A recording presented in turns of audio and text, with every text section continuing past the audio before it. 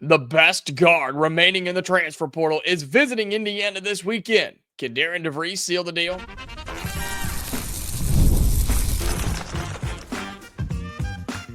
You are Locked On Hoosiers, your daily podcast on the Indiana Hoosiers. Part of the Locked On Podcast Network, your team every day. Welcome in. It is the Locked On Hoosiers podcast. I'm your man, Jacob Goins. I appreciate you being here, making this your first listen or your first watch every single day. We are part of the Locked On Podcast Network, which is your team every day. Today's episode is brought to you by FanDuel. Right now, new customers can get $250 in bonus bets when your first $5 bet wins. Well, thank you so much for being here. Shout out to all of my everydayers, those of you that come back each and every day to watch or listen to this free daily podcast to you about Indiana athletics. We'll talk a little football on the way out about, can the running back position be a strength this fall for head coach Curt Cignetti in that offense? Plus, what has Indiana brought in so far through the transfer portal for the basketball side of things? One that's very overlooked, I think, in terms of Reed Bailey, the Davidson transfer, who we've talked about, but want to dive a little bit deeper. But the big name to know right now is somebody we've talked about that Indiana is very much in on. It is the Sam Houston point guard transfer, Lamar Wilkerson. We've told you why he's exciting. We've told you why he's good. But just to remind you, just in case you forgot, here's what Wilkerson did in 2024 and 2025. In 32 games that he played, averaged 35 minutes a game, so nearly played the whole daggum game. He shot it at 48% almost from the floor, 44.5% from three, 82% from the free throw line. Also grabbed 4 rebounds a game, 2 assists per game, had a steal per game, and averaged 20.5 points per game. He's a top 15 scorer in all of college basketball. He's one of the best three-point shooters in all of college basketball, and he is taking a visit to Indiana this weekend. Multiple reports have put it out that he will be in Bloomington this weekend following the dead period ending on Thursday. It ends on the 10th. If you're watching this the day that it comes out, it will be ending tomorrow. So that means Friday and beyond, you can start to take visits again. Reed Bailey's going to be taking his official visit, even though he's already committed. And you have Wilkerson, who's going to be on campus as well. Folks, I can't explain and express to you how big of a deal this is. He's the best player in the portal right now, is Lamar Wilkerson. He's the best player available right now, and he plays at the guard position, one that we have desperately needed help at for years. And you thought you had it with Miles Rice. That didn't work. You thought you had it with Cannon Carlisle. That didn't work. The inconsistencies of the 17-year senior Trey Galloway. That didn't work. Now you're going after somebody that is proven he can play. And I've said he's a program changer. He's a difference maker. This is somebody, if you're Darian DeVries and this staff, this is the one you have to get because this makes shockwaves, okay? This would be your biggest win yet at a very young, early tenure here at Indiana. And some of you may say, well, and I've seen this and it's wild to me, but fans are saying, well,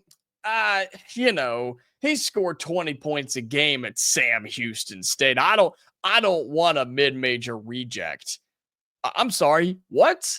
He scored 20.5 points a game. He shot it at over 40% from three. I don't care if you're playing in the schoolyard. That's legit. Okay, that is serious business. And just to give you a little context here for those that don't want a mid-major guy, Indiana's not the only one after him. Arkansas's after him. Ole Miss is after him.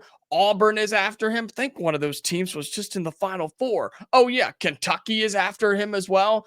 Big name teams want Lamar Wilkerson. And so here we are, right, for the first time in this young DeVries era, we are in a true recruiting battle. And this is where Indiana gets to kind of flex its muscles a little bit. This is where Indiana gets to show why it's special. And this is where DeVries gets to show why he's special. And we have to admit here, we are lower on the I guess, on the totem pole for now, because we do have a new head coach. We don't have the recent success like an Auburn does with Bruce Pearl, or heck, even Mark Pope in just 1 year at Kentucky. He took him to the Sweet 16. Ole Miss still has Chris Beard. Those programs in the SEC have recent success to show for it. Yeah, they've got NIL money, but so do we. Well, yeah, they have facilities, but so do we. That's the only thing they have against us. And so this is where DeVries and this staff have a real opportunity to use their words and kind of convince Wilkerson, hey, we know those other guys want you, but we do too. And here's why we can help you. Here's why we can benefit you. Here's why Indiana is the place you want to be. And you maybe have to play the card of, we don't have as much talent right now as those other teams, but you can come in and be a superstar on our squad. Yeah, you could go play for Bruce Pearl at Auburn. You could play for Mark Pope at Kentucky, but can you guarantee that you're going to play all the time? Can you guarantee that they're not going to take your spot from you if you don't perform at the highest of high all the time? Indiana, you'll be the guy. You'll be our guy here for the Hoosiers, and you get to come play for the best fan base in college basketball and one of the best buildings in college basketball on one of the most beautiful campuses in the entire country. That's what you have to sell to Lamar Wilkerson right now. And you pitch everything you can to this guy, because I'm telling you, he's worth it. He's worth it. Those other schools are going to throw a bag at him. Indiana's going to have to do it too. Nobody can outbid us. I promise. Nobody can outbid Indiana. It's just whether we want to spend the amount of money that it may take for a guy like this. And I don't know the number, and I'm not going to act like I do, but it's going to be something serious. But when you are a top 15 scorer in the country, you could shoot it off the bounce, you could shoot it off the dribble, you could get to the lane, you can help out your teammates, you can just flat out score. You deserve a good amount of money in the transfer portal. And that's exactly what Lamar Wilkerson will bring to you, right? He's, again, a 44.5% three-point shooter this past season. That's absurd to think about. And I told you, he doesn't just go 1 for 2 or 1 for 3 or 2 for 4. No, he averages over 3 makes a game on 8 attempts per game. He shoots the basketball. And so you bring him in and he instantly elevates your team. He instantly elevates your roster. And he is one that is a domino effect. If you land him, whether it's at Indiana, Kentucky, Ole Miss, doesn't matter. You land this guy out of the transfer portal and more names follow because of that, okay? That's how this thing works. It's a true domino effect. The Hoosiers have their first chance with Darian DeVries to win a recruiting battle in the transfer portal, and right now it's with Lamar Wilkerson from Sam Houston. He'll be here this weekend. He's made it very known he wants to take all of his visits before he commits anywhere. So expect him to take visits to Auburn and Lexington and Oxford and other places probably. He will probably do that, and then he will make his decision. But he'll be in Indiana this weekend right after the dead period ends. All right, coming up here on Locked On Hoosiers, we want to take a look at what the Hoosiers have brought in so far. If you are to land Wilkerson, who does he join? Because I feel like people aren't talking enough about Indiana's very quick, early transfer portal haul. We'll talk about that coming up next here on the Locked On Hoosiers podcast. Today's episode of Locked On Hoosiers is brought to you by FanDuel. The NFL or the NBA playoffs are almost here, not the NFL. Got a little time on that, but the NBA playoffs are almost here, and FanDuel is giving new customers an incredible way to get in on the action. Right now, when you join FanDuel and place your first $5 bet, you'll get $250 in bonus bets if your bet wins. I love how FanDuel makes betting so easy. Whether it's picking my favorite team or diving into player props, you can do it all right there in the FanDuel app. And from three-pointers to steals to assist game winners, whatever the case may be, FanDuel has so many ways to bet your favorite player props. And plus, after the game tips off, you can even combine live prop bets into the same game parlay for a chance to win big. Don't miss out. Head to FanDuel.com and claim your $250 in bonus bets today. That's at FanDuel.com. Welcome back into it, Locked On Hoosiers. Again, thank you so much for being here. Hope you are enjoying the content that we're putting out. If you missed our show yesterday, we had a big recruiting show for football with Brian Smith, our Locked On recruiting expert. So be sure you go and check that out. We talked a lot of big names from around the country, in-state, that are considering Indiana, and what Curt Cignetti has to do this year to keep up the recruiting momentum. So be sure that you check that out from yesterday if you missed it. But for those of you who are here today, really appreciate it. If you're watching on YouTube, listening on audio, I really appreciate your support and continuing to show up each and every day here for Locked On Hoosiers. And for my audio listeners, you know the drill. Follow us on there. Leave us that 5-star review. Send it out to your family and friends and have your notifications turned on so you never miss a new episode. And if you're watching on YouTube, like this video, comment your thoughts down below.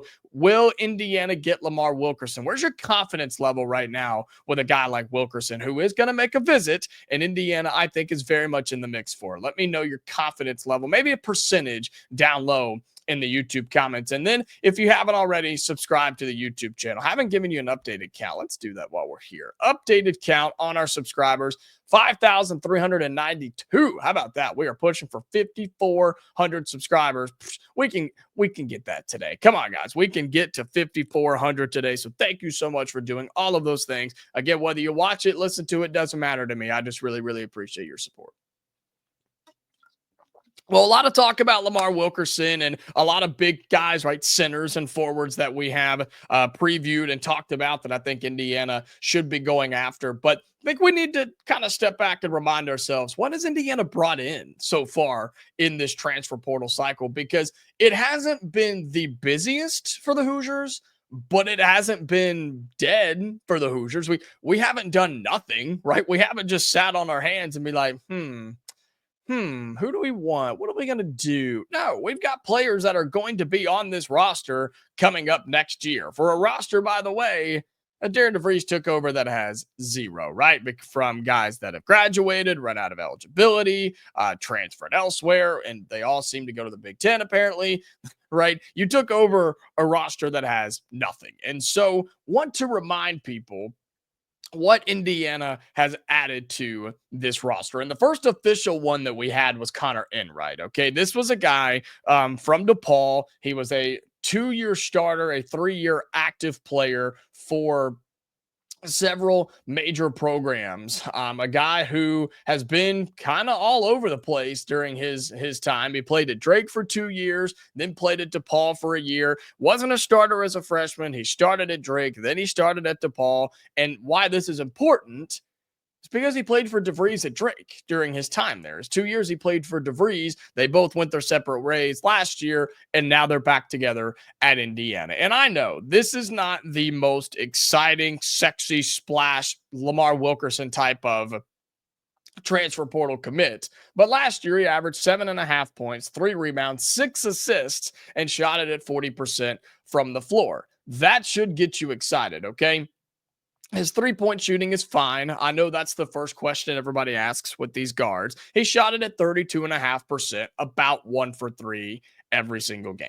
That's what he does. But he can score when you need it, and he is a pass-first guard. He is more of a orchestrator type of player at the point guard spot. That's just what he does, is run the offense. And when you get in a jam, you can hand him the basketball and he can bail you out. He can get it reset with under 8 to play on the shot clock. He can dribble or draw something up. He can bail. Again, I really like that term, bail you out. That's what Conor Enright can do. And when you go and watch his film, that's what he did at DePaul. They were not very good, but he was. And he was able to help them kind of maneuver their offense, even when it looked like it was moving in molasses sometimes. Conor Enright was able to kind of generate something and get something going. And so I feel like we didn't have that enough this past year at Indiana, because Miles Rice wasn't going to do it. Cannon Carlisle wasn't going to do it. Anthony Leo was the only guy that ever tried to do it, and that was in the last couple of weeks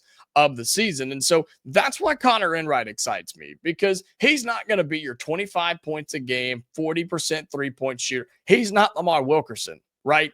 But he's somebody you can trust. He doesn't turn it over. He makes the right pass. He makes the extra pass, and he can just keep everything on track. That's what is exciting about Conor Enright. So he was your first one. Then, of course, you officially bring in Tucker DeVries, the son of Darian DeVries, right? The sharpshooter from West Virginia, who has played a very, very exciting career throughout his time. And what we are concerned with, and I guess it's exciting and concerning at the same time, is he only played 8 games last year, right? Played 8 games a year ago at West Virginia before he got hurt. He had surgery. He's moved on. He's supposed to be ready to go by the start of this next season. So, in a very limited capacity, he made 41% of his shots. He scored 15 points a game, 5 rebounds, 3 assists, and he shot it at 47% from 3.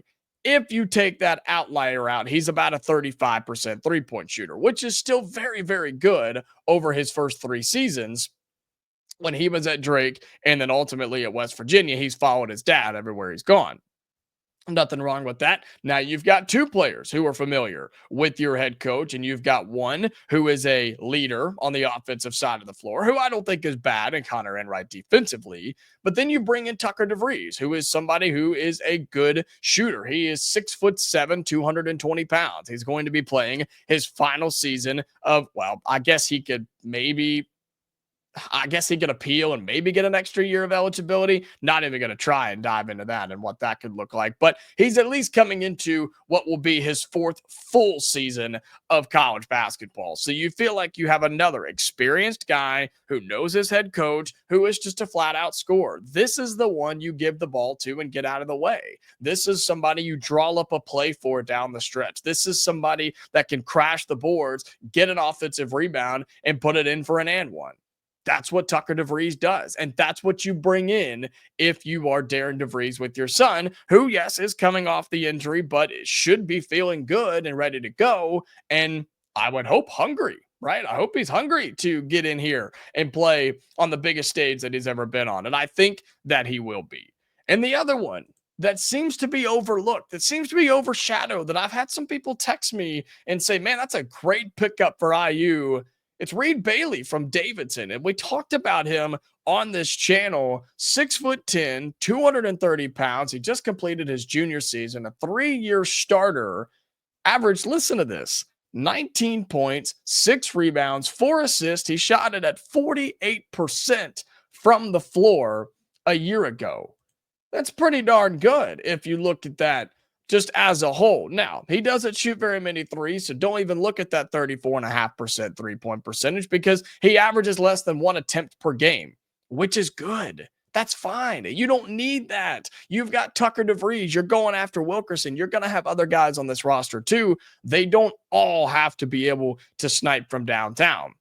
And Reed Bailey's not. He is one who uses his size at 6'10". You give it to him on the block and he can make something happen. You can run high pick and rolls and give it to him. I hope, oh my goodness, I hope that Darian DeVries, because Mike Woodson never did, give the big man the basketball at the elbow or at the free throw line. Work from the inside out. Let the big man be the orchestrator. I think he's good enough to do it. I don't think they trusted Oumar Ballo to do it, and Malik Renew couldn't ever stay on the floor long enough because he couldn't quit fouling. If you give the big man the basketball right there at the free throw line or either one of the elbows, he can be the facilitator. He's got the ball right here, right? Either at the chest or above his head. I don't love putting it above your head. But anyway, you can be the orchestrator where then everybody can be running back screens and back cuts and loop arounds. And then he can either shoot, he can put it on the floor, he can make the backdoor pass, he can do a lot, turn around and hand it off. He can do a whole lot of things. And I think that's what Reed Bailey brings you, because the defense has to come out and guard him, right? He's a threat to shoot it from mid-range. He's a threat to put it on the floor. And he's a threat to make the correct pass. And then if it doesn't go in, he's a threat to grab the rebound. Again, he averaged 6 rebounds a game a year ago when he averaged almost 19 points as well.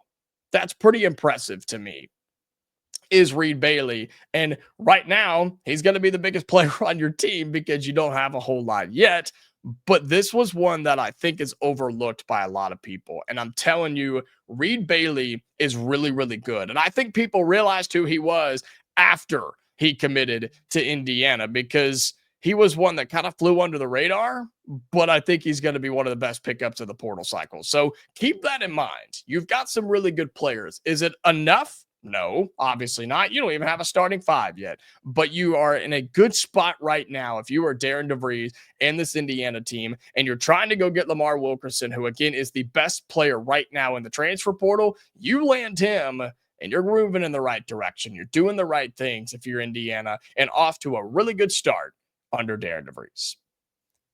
All right, coming up here in our final segment on Locked On Hoosiers, we'll flip over to football for just a few minutes because a lot of noise about the running back room for the Hoosiers. And my question is, can it be a strength this fall for Indiana on the football field? We'll talk about that coming up next in our final segment here on Locked On Hoosiers.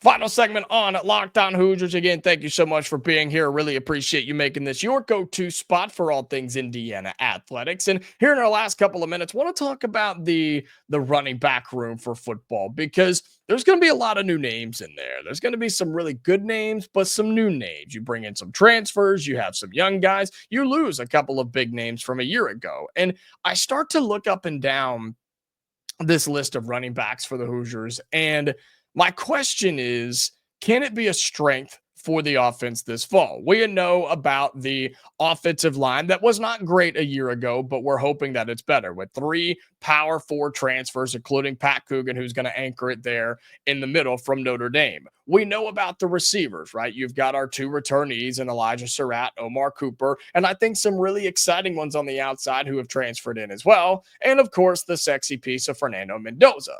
But nobody's talking a whole lot about the running game for the Hoosiers, which was so dangerous last year. It wasn't the most explosive thing in the country, but it was really, really good. And how many times last year did you have a big run up the middle or a bounce to the outside that would keep a drive alive or even kind of ignite the drive, right? You're rubbing 2 sticks together, you're looking for a spark, and all of a sudden there was that 15-yard run. And then boom, there it was.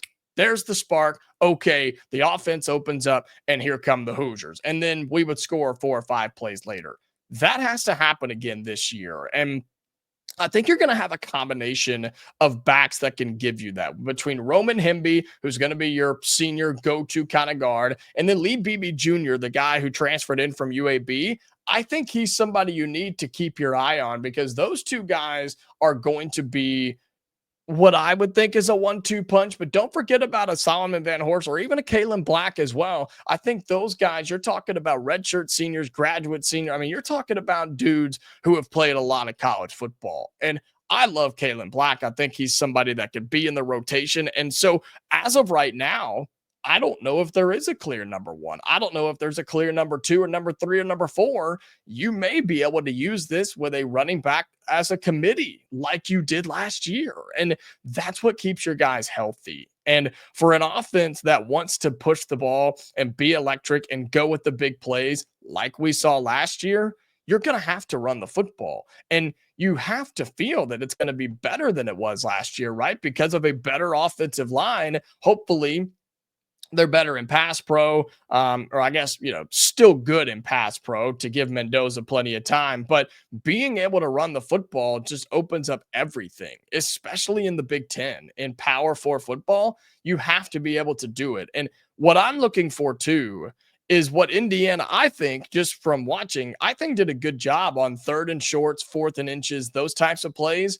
Give it to somebody like Roman Hemby. He's 6 foot, 200 pounds. Give him the rock. Give him the football, right? You look at some of the sizes on here. Again, I like Beebe as well. He's 5'10", 220. He's going to be a little bit shorter, a little bit stockier, but you've got to be able to extend drives. And it starts with the running game. And if Mendoza can feel comfortable having multiple guys to turn around and hand the football off to, then you're in business because then you start to run the football. You can run some play action. You can really open things up, and defenses have to respect it. They have to crash the box. That opens things up. You've got one-on-one down on the outside or down the middle, and then you're in business with Stays, your new tight end, or your receivers, or whatever the case may be. That just has to be something Indiana does well this season. And I think I'm not ready to say it'll be a strength because I simply don't know, but I think it will be something you can rely on. I think it will be something you can lean on if you need it in the offense this season. Now, if you can't run the football, then it's going to be a long year because Mendoza's good, but he can't do it all.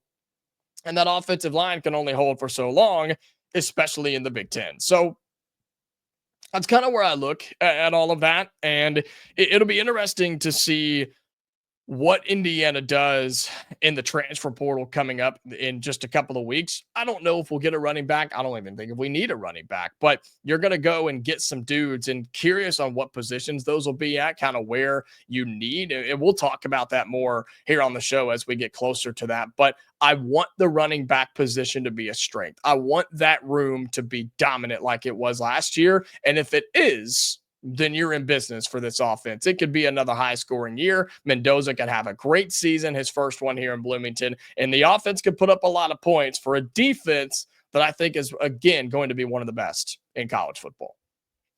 All right, that's going to do it for today's episode of Locked On Hoosiers. Thank you so much again for being here. Can't stress enough how much fun I'm having, and hopefully you are as well. Remember, this is a daily show to you, Monday through Friday, 25, 30 minutes a day, and we're trying to get to a point where we can put out multiple episodes a day. So just bear with me. We're going to try and get to that point, when we can, and once we do, we're going to have a lot of fun. But again, we had a whole football recruiting episode yesterday. If you missed that, go check it out, and we'll be back tomorrow to wrap up the week here on Locked On Hoosiers. All right. So until then, Hoosier fans, stay safe, and I'll talk to you later.